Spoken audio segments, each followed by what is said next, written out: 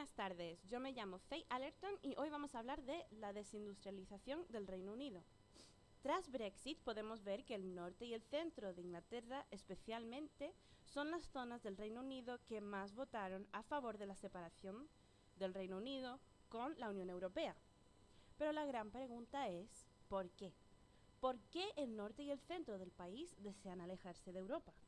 Pues hoy te lo vamos a explicar. Muchos británicos del norte son de la clase obrera. La clase obrera en Inglaterra ha sufrido muchos cambios en el último siglo, al ver cómo pasaba de ser un país de industria pesada y de distribución global a una economía de servicios.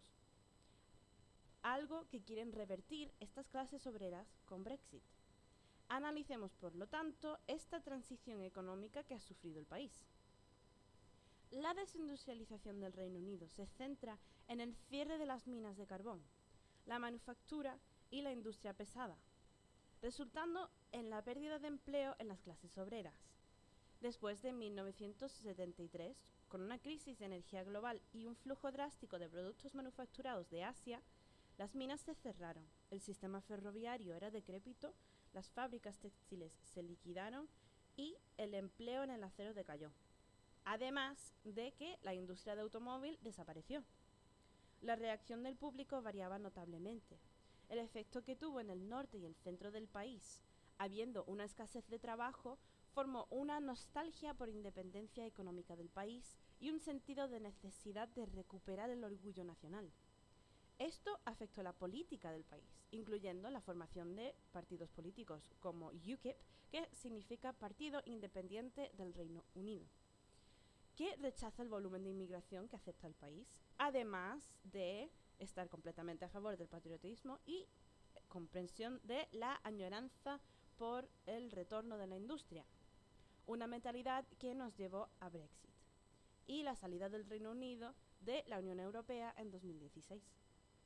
Aquí tenemos a Ruth Whelan, que nos va a hablar un poco más sobre, en general, los efectos que ha tenido la industria y la escasez de industria en el país. Okay, so a very sort of personal perspective of the industrialisation, the deindustrialisation that Britain suffered from my perspective from the 70s through the 80s and later. But really, the antecedents were actually the war years, because what happened is we basically got into a great deal of debt from America, and there were no reparations. America refused to have any reparations from the defeated German state. So what that meant was that we were in financial crisis, and that was hidden for at least a decade and a half by help from the International Monetary Fund. So we were in this situation in the 60s. We'd never had it so good. We were copying the Americans. Teenagers started to have a life of their own, but we were paying for all of this without having any funds. And so in the 70s, it seems to me, in the early 70s, the politicians were realizing something had to be done, especially as the US actually pulled the plug on the finance from the International Monetary Fund. So somehow we had to start behaving as though we could pay our way. What that meant is that a form of austerity that we've got now was being introduced, and not just by the Conservatives, but actually by the Labour parties. And so what they were doing is they were screwing down the trade unions. Trade unions didn't like it, didn't really understand it. And so what happened was you got mainly the trade unions, the backing of the Labour Party. They started to fight that party rather than support it. They didn't like the idea of a social contract. They were very Luddite in their views of new technology because jobs would be lost. And so there was a political infight within the Labour Party. And what that did is it caused significant disruption. So there were lots of what they called then wildcat strikes. We had the 3-day week. We had power cuts and blackouts for several days because the unions were joining together to try and force the Labour Party to change their ways.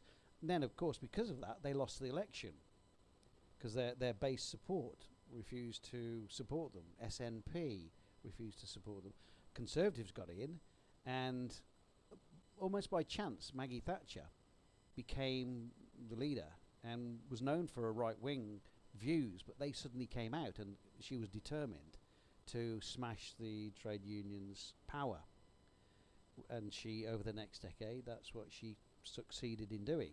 But the price for that was lots of deindustrialization in areas where we'd been strong traditionally over the centuries, like coal mining, like steel, car manufacturing. Suddenly all those became under threat, especially things like mining, energy, steel, where the trade unions were very strong and working together. And so what was happening is, for example, pits that were very economical were still being closed because the battle was just to destroy. Either party was going to be destroyed, the Conservatives or the trade unions. And the Conservatives won that battle. And the price was that our whole manufacturing base was also destroyed at the same time. And that's not to blame Conservatives or the trade unions. It was just not a coming together of minds. What the Labour Party wanted is to copy a German system where the unions and the employers worked together. And that was their idea of this social contract, but it was never bought into by the trade unions. So they were looking backwards. They wanted this never had it so good, a land fit for heroes to live in after World War II at no cost. And of course, we were living beyond our means, and just like any household, that's not possible. So the trade unions were to blame for being very backward in their thinking, refusing to look forward, the introduction of new technology, finding ways that could be encompassed and yet employment in some way be protected by new fields of work. And then you had the Conservatives, where it was just an ideology. They didn't want any idea of socialism to be part of the British way of life. And so things like nationalisation, trade unions were anathema to the Conservatives, ideologically speaking. And so there was a war. And the price of that war was the deindustrialisation of Britain.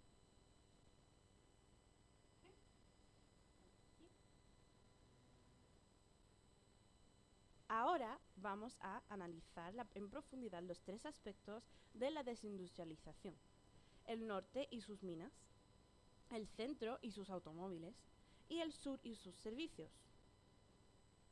La producción de carbón en Inglaterra estuvo en su altura en 1913, con 282 millones de toneladas de carbón.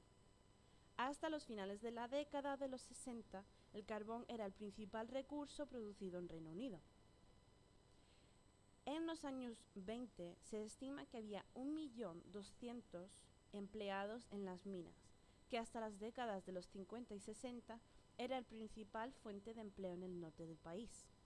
Durante las décadas de los 50 y 60 se empezaron a cerrar minas, creando una crisis económica en el norte del país y revoluciones y huelgas en las uniones de los trabajadores.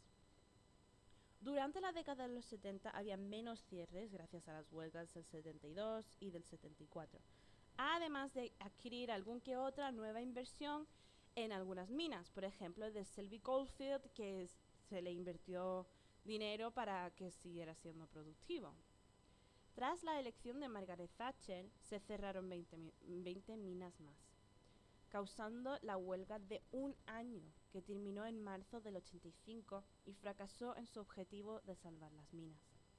Desde 1981, la producción ha pasado de 128 millones de toneladas de carbón anualmente a 17,8 millones de toneladas en 2009.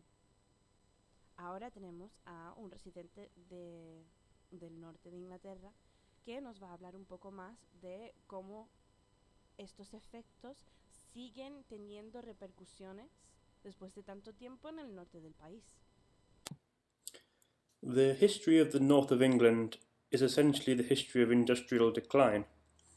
If you go back to the 1950s and 60s, the north of England was certainly the industrial, if not the economic powerhouse of the United Kingdom, with industries based around coal and steel and shipbuilding, all contributing to making Britain one of the most industrialised countries in Europe. Over the next few decades, this story changed dramatically, and you saw a massive decline in these traditional industries that had kept the north of England active and growing for so long. If you take a look at the place that I know most, Sheffield and South Yorkshire, you can see that the two main industries there were steel and coal mining. Sheffield steel was famous throughout the world for being the highest quality, with the oldest steelworks starting in the 1700s. Stainless steel was invented there and exported throughout the world. It was the same for coal mining in other parts of the region, with the economies being based entirely on the production of coal. This, of course, helped to maintain the industries that you saw in other larger cities, with ready supply of water, iron and coal helping to build the economies. In the 60s, things started to change, and in the decade of the 1960s, in the UK as a whole, the number of coal mines fell from 480 down to about 244. So a halving the number of coal mines working is a massive change to take place. This had an effect on all sorts of reasons. People's livelihoods primarily, because you tended to find that whole villages and towns were based around this one industry. And when the coal mine closes in that village, there's no more work, no more employment. So people began to feel like they'd lost a stake in society, really.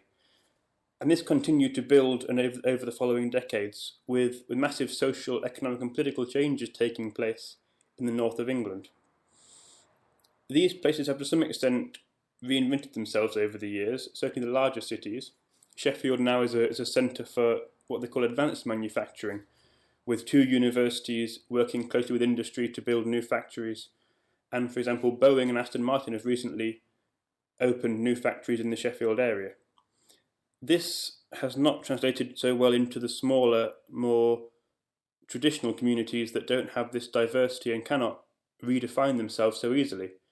Places like Doncaster, Rotherham and Barnsley have suffered far more because they were based entirely around these coal mining industries.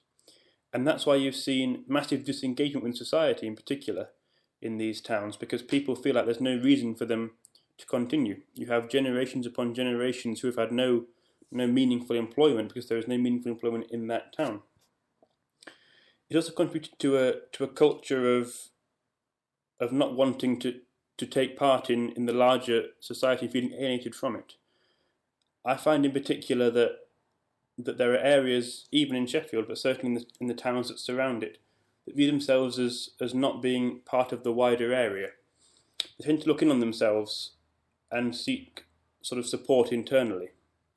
This has been amplified by huge demographical changes over the years that have seen areas and communities transformed for various different reasons. And some people have taken this well, some not so well.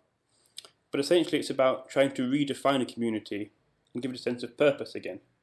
In Sheffield, the major landmarks were the Tinsley Towers, 2 massive water cooling towers that stood next to the M1 motorway, and these were the sign that you were in Sheffield when you saw them. They were demolished about a decade ago, and instead a shopping centre was built. Sheffield is still known as the Steel City, and people feel a strong sense of attachment to it. For example, the Master Cutler is elected every year by businessmen to represent Sheffield's industries, equivalent to a Lord Mayor almost.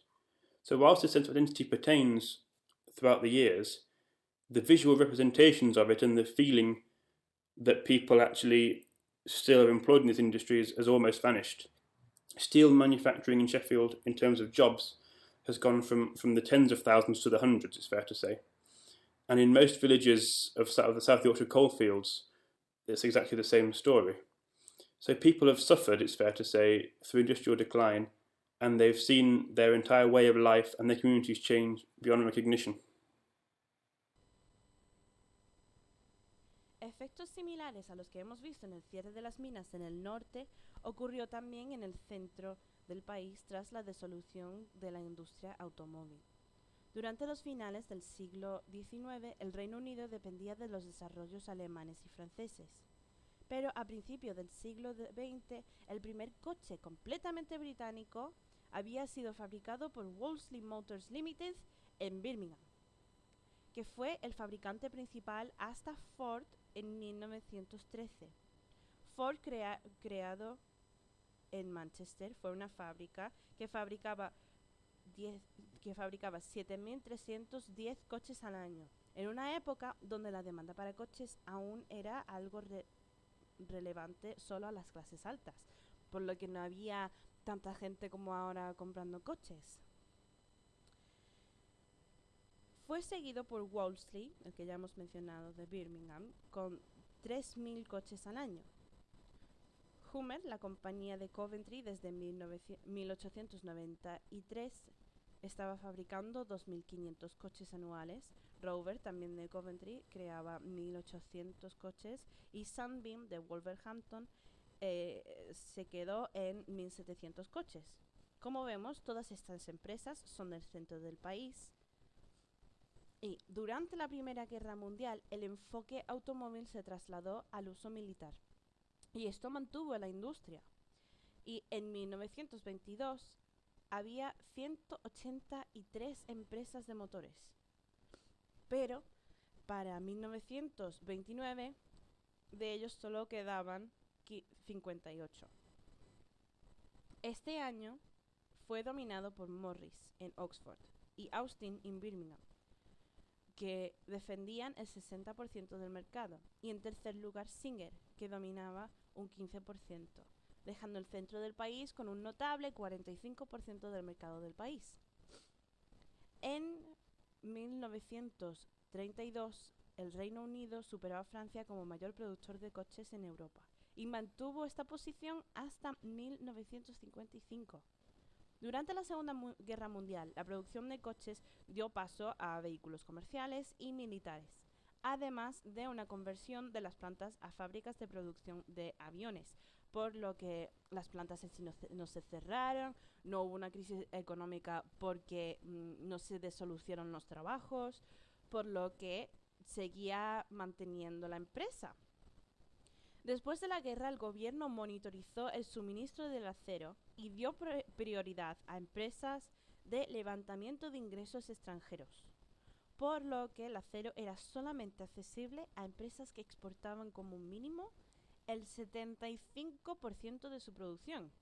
Por lo que tú puedes estar haciendo 3.000 coches para Inglaterra, pero si no estás haciendo el 70% para los de afuera, entonces necesitaba fabricar un montón más de coches para poder exportarlos, y después lo que quedaba se quedaba en el país. Esto, añadido con la demanda de coches en Europa, Australia y América, que no podía sola con la demanda de su propio país en ese momento, hizo que Inglaterra se convirtiese en el mayor exportador de vehículos del mundo. Esto lo mantuvo hasta la década de los 50, cuando la demanda americana fue alcanzada por sus productores y la recuperación de la producción europea. En 1952, empresas americanas adquirieron a Ford y Vauxhall, que poseían el 29% de la producción británica, que excedía a los dos fabricantes nacionales más productivos. Estos, por lo tanto, se unieron, convirtiendo a Nutfield Organization y Austin Motors en British Motor Company,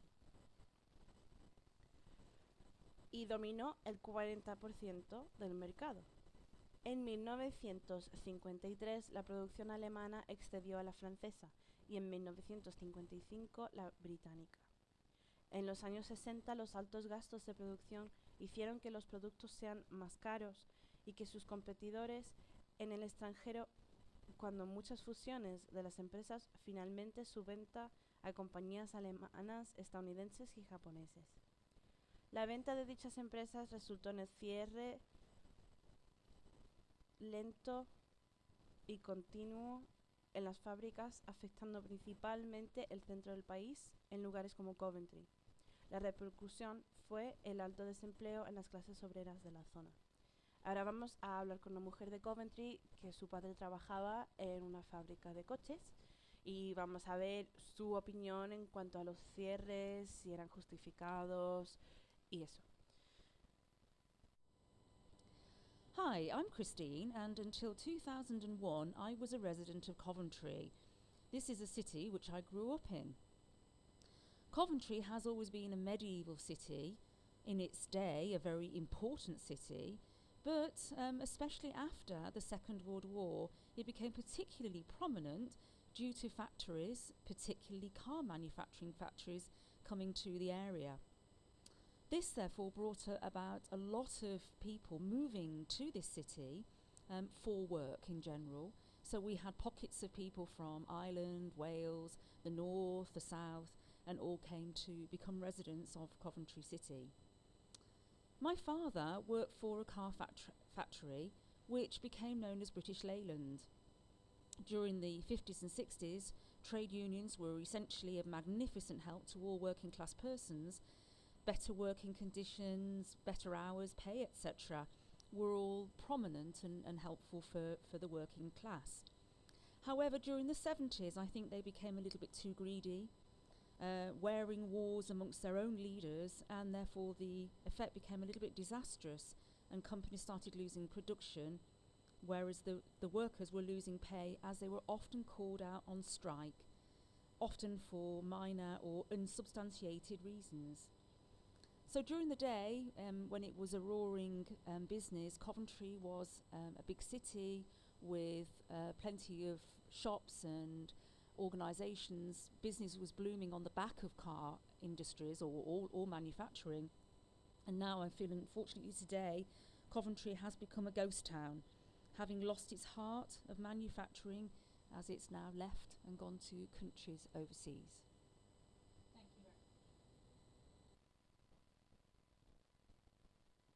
Por lo contrario, en el sur del país, a partir de 1975, se empezó a incrementar en popularidad el thatcherismo, una serie de convicciones políticas y sociales y económicas, creadas por Margaret Thatcher. El thatcherismo pretendía promover una baja inflación, minimizar el papel del Estado y el libre mercado a través de un estricto control de la oferta monetaria. Las privatizaciones y las limitaciones del movimiento obrero. Su popularidad incrementó con el disgusto que se empezó a surgir con las uniones de trabajadores, dado que demandaban huelgas de sus obreros por problemas mínimos o imposibles de solucionar, llevando a problemas para las fábricas que se vieron afectados en su producción y los obreros que se vieron afectados con salario más bajo y por horas faltadas al trabajo. El euroescepticismo es algo que se asocia con thatcherismo, pero ella no era euroescepticista hasta los finales de su liderazgo, dado que al principio de su carrera fue de las que apoyó la entrada de Gran Bretaña en la Unión Europea en 1973. La manera de gobierno de Thatcher, aunque es frecuentemente criticada, superó la etapa de Bretaña ingobernable de los 70. Corrigió esto, centrando gran cantidad de su poder para sí, como primera ministra, a menudo pasando por alto de las estructuras tradicionales del gabinete. Este enfoque personal también se identificó con una cierta dureza en ocasiones, como la Guerra de las Malvinas, la bomba del IRA en la Conferencia de los Conservadores y la huelga de los mineros. Inglaterra en este momento se consideraba ingobernable, dado que las huelgas eran ridículas. Había huelgas cada 5 minutos por cosas que no tenían sentido a veces, como he mencionado antes. Por lo que Margaret Thatcher intentó ser estricta con un país para poder volver a regirlo, para darle una base de que partir, crear una nueva economía, y eso era su intención. Ahora, es muy criticada porque a pesar de ello, ella consiguió crear un desempleo en el norte y el centro del país que no se ha visto desde entonces. Entonces, vamos a ver la opinión de una persona que apoyó el thatcherismo, porque por ahora solo hemos oído las tristezas que se han escuchado en el norte y en el centro del país. There are several contributing factors to deindustrialization, post-war and post-colonialism, which both aided in the failure of industry. The rise of socialism and the weakness of other parties, which conceded power to the trade unions, is also an important factor. The rise of Margaret Thatcher's type of conservatism, which is founded in Powellism, brought about political changes. Inability to produce goods and services at rates our markets would bear.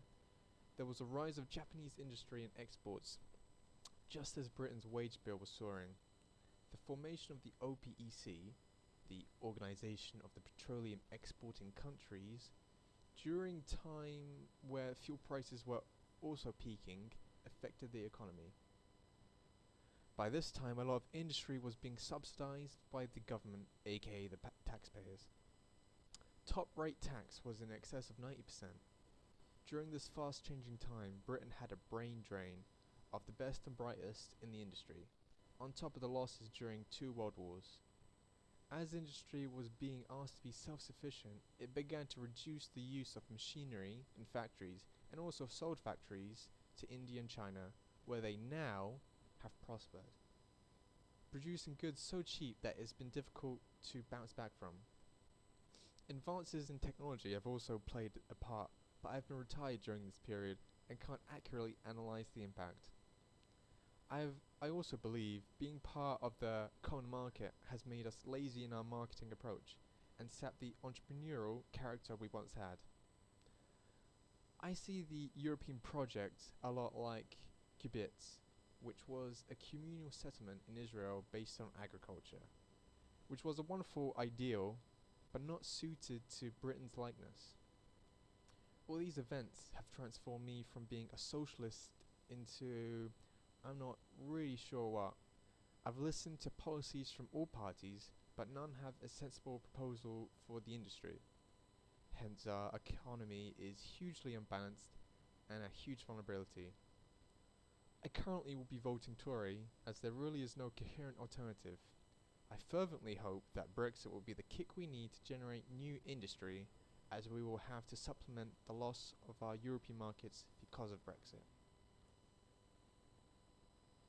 Algunas otras críticas acerca del thatcherismo son el alto desempleo, pasando de 1,5 millones en el 75 a 3,3 millones en el 84. Además que la pobreza juvenil estaba en un asombroso 28% en el año de su resignación, por lo que fue acreditada con la reactivación de la economía inglesa, pero también acusada de la duplicación de la tasa de pobreza. Lo que estaba explicando antes, que restableció una economía, es cierto, pero esta economía seguía siendo afectada en la mayoría del país, así que buscó una alternativa para la industria pesada que no estaba funcionando en el país. Pero estos cambios no le sirvieron mucho a las personas que habían estado trabajando en la industria pesada. Entonces la tasa de pobreza había duplicado bajo su mandato. El euroescepticismo es algo que al final del thatcherismo se convirtió en una gran parte de ella. Además, ahora tenemos el euroescepticismo que tenemos del norte y el centro del país, dado que hay una falta de industria. Entonces, es ahora el único momento en la historia de Inglaterra de este centenario en el que personas del sur, euroescepticistas del sur, están de acuerdo con euroescepticistas del norte, porque a pesar de que ellos no están de acuerdo en por qué son euroescepticistas, porque el sur son euroescepticistas, pero porque quieren reinarse a sí mismos, quieren que su dinero, sus inversiones, sus impuestos se queden dentro del país y solo beneficien al país. Alternativamente, el norte quiere que esos impuestos se inviertan de nuevo en la industria pesada. Por lo que Inglaterra ha votado por Brexit. Y dos factores oponentes durante décadas por fin tienen un mismo gol. Pero el gol que tienen en común es eso, es salir de la Unión Europea. Pero después de eso sus metas están completamente contrarias. Por lo que se unirá el país o se dividirá de manera irreparable. A ver lo que pensáis vosotros. Que tengan un buen día.